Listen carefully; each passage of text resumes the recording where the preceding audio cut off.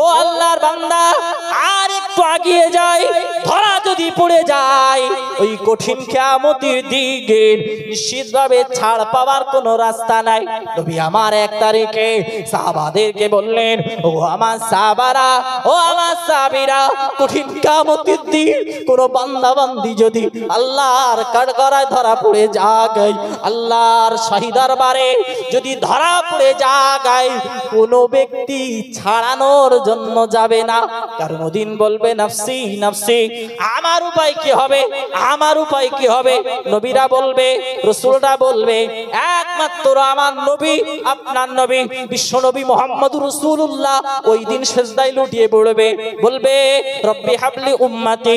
এরপরে আমার আল্লাহ ডেকে বলবে নিরফা রাসাকা সালতুতা ওয়া তুশাফা, ইয়া রাসূলুল্লাহ গে, ইয়া হাবিবাল্লাহ হুজুর, আপনি মাথাটা উত্তোলন করেন, আর আপনি যেটাই চাইবে ওটা থেকে আমি আপনাকে পূরণ করব। ও মুসলমান ঘরের সন্তান, তবে একটা বিষয় ক্লিয়ার করে দিই একেবারে, ও মুসলমান ঘরের সন্তান, আমাদের নবী সুপারিশ কবুল হবে আল্লাহর দরবারে। তবে একটা জিনিস যদি জানে আমাদের আরো ক্লিয়ার হয়ে যাবে। হযরত হাসান রাদিয়াল্লাহু তাআলা আনহু থেকে বর্ণিত, নবীর বিবি আয়েশা সিদ্দিকা রাদিয়াল্লাহু তাআলা আনহা নবীকে জিজ্ঞাসা করলেন, ইয়া রাসূলুল্লাহ, ইয়া হাবিবাল্লাহ হুজুর, কঠিন কিয়ামতের দিন আমি আয়েশা যদি কোন জায়গায় আপনাকে খোঁজ করি, সন্ধান করি, কোথায় পাবো? নবী মুহাম্মদুর রাসূলুল্লাহ সাল্লাল্লাহু আলাইহি ওয়াসাল্লাম বিবি আয়েশাকে ডেকে বললেন, ও বিবি আয়েশা, মনে রাখো 1 নম্বরে আমাকে খোঁজার জন্য চলে যাবে মিজানের পাল্লার কাছে। বিবি আয়েশা নবীকে জিজ্ঞাসা করলেন, ইয়া রাসূলুল্লাহ, ইয়া হাবিবাল্লাহ হুজুর, কি জন্য আপনি মিজানের পাল্লার কাছে দাঁড়িয়ে যাবেন? নবী আমার বিবি আয়েশাকে ডেকে বললেন, ও বিবি আয়েশা, মনে রাখো আমি নবী মুহাম্মদুর রাসূলুল্লাহ, আমার গুনাহগার উম্মত উম্মতিরা যদি ধরা পড়ে যায়, আমার গুনাহগার উম্মত উম্মতিরা যদি আমলনামায় আমলনামাটা কম হয়ে যায়, আমি নবী মুহাম্মদ তাদেরকে সুপারিশ করে করে আল্লাহ দয়ার জান্নাতে পাঠিয়ে দেব। জোরে বলুন সুবহানাল্লাহ, আরো জোরে বলুন সুবহানাল্লাহ। বিবি আয়েশা আবার ডেকে বললেন, ইয়া রাসূলুল্লাহ, ইয়া হাবিবাল্লাহ হুজুর, যদি মিজানের কাছে যদি আপনাকে না পাই, কোথায় গিয়ে আপনাকে পাবো? ওই সময় নবী আমার ডাক মেরে বললেন, ও বিবি আয়েশা, আমাকে পেয়ে যাবে পুলসিরাতের কাছে। ও আল্লাহর বান্দা অবাক হয়ে যাবেন। এরপরে বিবি আয়েশা আবার ডাক মেরে বললেন, ইয়া রাসূলুল্লাহ, ইয়া হাবিবাল্লাহ হুজুর, যদি আপনাকে এর পরেও না পাই, কোথায় গিয়ে পাবো? যদি এর পরেও না পাই, কোথায় গিয়ে পাবো? মিজানে পেলাম না, পুলসিরাতে পেলাম না, এবার কোথায় যাব? প্যার নবী মুহাম্মদুর রাসূলুল্লাহ সাল্লাল্লাহু আলাইহি ওয়াসাল্লাম নবী আমার 3 নম্বরে জানিয়ে দিলেন, ও বিবি আয়েশা, মনে রাখো আমি আখিরি জামানার নবী, নবী মুহাম্মদুর রাসূলুল্লাহ সাল্লাল্লাহু আলাইহি ওয়াসাল্লাম তোমাদেরকে জানিয়ে দিলাম, তোমাদেরকে শুনিয়ে দিলাম, আমি 3 নম্বরে দাঁড়িয়ে যাব হাউজে কাউসারের পাশে। কারণ আমার আল্লাহ আমার উপরে কোরআনের আয়াত নাযিল করেছে, ইন্না আতাইনাকাল কাউসার ফাসাল্লি লিরাব্বিকা ওয়ানহার ইন্না শানিয়াকা হুয়াল আবতার। মহান আল্লাহ নবী মুহাম্মদকে বললেন, ও নবী মুহাম্মদুর রাসূলুল্লাহ, আমি আল্লাহ তোমাকে হাউজে কাউসার দান করলাম। আর হাউজে কাউসার এমন একটা পানি, এমন একটা কূপের পানি, এমন একটা কূপ যেটা নবী তোমাকেই দান করলাম। ও নবী মুহাম্মদুর রাসূলুল্লাহ সাল্লাল্লাহু আলাইহি ওয়াসাল্লাম, আমি আল্লাহ তোমাকে জানিয়ে দিলাম, ওই পানি যদি একবার কোনো বান্দা কোনো বান্দি পান করে, না না না, তার আর কোনোদিন পিপাসা লাগবে না, পিপাসা লাগবে না। একবার মন খুলে বলুন সুবহানাল্লাহ।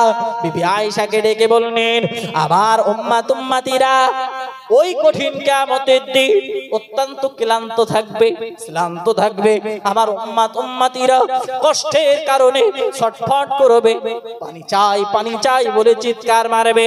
আমি নবী মুহাম্মদুর রাসূলুল্লাহ, আল্লাহ পাক রব্বুল আলামিন যে হাউজে কাউসার দিয়েছে, ওই হাউজে কাউসারের পানি আমি নবী মুহাম্মদুর রাসূলুল্লাহ আমার গুনাহগার উম্মত উম্মতিকে আমি নিজ হাতে পান করাবো। আরেকটু জোরে হবে না? আরো জোরে হবে না? ও মুসলমান ঘরের সন্তান, মিজানে আমাদের জন্য সুপারিশ করবে, পুলসিরাতে আমাদের জন্য সুপারিশ করবে, হাউজে কাউসারে আমাদের জন্য নিজ হাতে পানি পান করাবে। তবে বাবু সব এমনি এমনি পাওয়া যাবে বাবু? তুমি যদি শয়তান ইবলিসের সারা জীবন অনুসরণ করে চলো, আর তুমি যদি মনে করো নবী মুহাম্মাদের সুপারিশ পাবো, কঠিন কিয়ামতের দিন নবী মুহাম্মদ সাল্লাল্লাহু আলাইহি ওয়াসাল্লাম আমাদের সুপারিশ করবে, এটা ভুল হবে বাবু, এটা ভুল হবে। কাজ করতে হবে, তাহলে সুপারিশ পাওয়া যাবে। এজন্য নবীর কোন একজন সাহাবা থেকে বর্ণিত, নবী আমার জানিয়ে দিয়েছেন, ও আমার সাহাবারা, ও আমার সাহাবীরা, আমি গুনাহগার উম্মত উম্মতিকে পান করাবো পানি।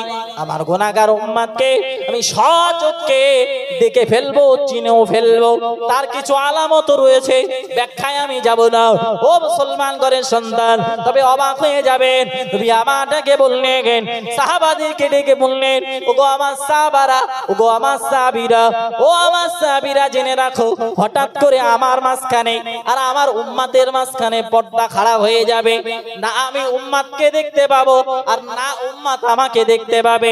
আমি আল্লাহকে ডেকে বলবো, ও রব, ও মাওলা, আমার গুনাহগার উম্মত উম্মতিরা পানির জন্য তৃষ্ণায় ছটফট করছে, পানির তৃষ্ণায় ছটফট করছে। আল্লাহ, আমার গুনাহগার উম্মত উম্মতিকে আমি নবী মুহাম্মদ দেখতে পাই না, আমি কানে শুনতে পাচ্ছি আমার গুনাহগার উম্মত উম্মতিরা চিনতে পারছে, তথা আমার গুনাহগার উম্মত উম্মতিরা তারা আমাকে আমার হাত থেকে পানি পান করার জন্য তারা চিৎকার বেড়ে বেড়ে তারা ক্রন্দন করেছে। তবে না না না আল্লাহ, কি জন্য তাদেরকে আমি দেখতে পাই না, বা তারা আমাকে দেখতে পাই না। নবী মুহাম্মদকে আল্লাহ দিন ডেকে বলবেন, ও নবী মুহাম্মদুর রাসূলুল্লাহ সাল্লাল্লাহু আলাইহি ওয়াসাল্লাম, আমি আল্লাহ তাআলা বলে দিলাম, না না না, আজকে থেকে তুমি জানো ওদেরকে ঈমানদার বলে দাবি করবে না, ওদেরকে জানো তুমি নবী মুহাম্মদ তোমার উম্মত বলে দাবি করবে না। আল্লাহ পাক রব্বুল আলামিনকে নবী মুহাম্মদুর রাসূলুল্লাহ ডাক মেরে বলবেন, ও রব্বুল আলামিন, আল্লাহ, কি জন্য আজকে থেকে আমার উম্মত গুলোকে আর উম্মত বলে দাবি করবে না?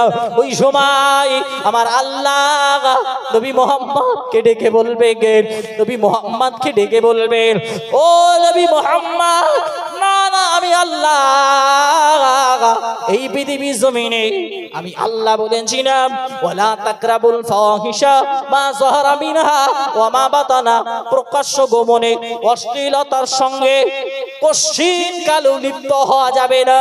কিন্তু না না না, এই বান্দা বান্দি গুলো অশ্লীলতার সঙ্গে লিপ্ত ছিল। ও নবী মুহাম্মদ, একটা দিনের জন্য সুন্নাত নিজের জীবনে আঁকড়ে ধরেনি, একটা দিনের জন্য ইসলামের কোনো ভালো কাজ করেনি, একটা দিনের জন্য কোনো ভালো কাজ করিনি।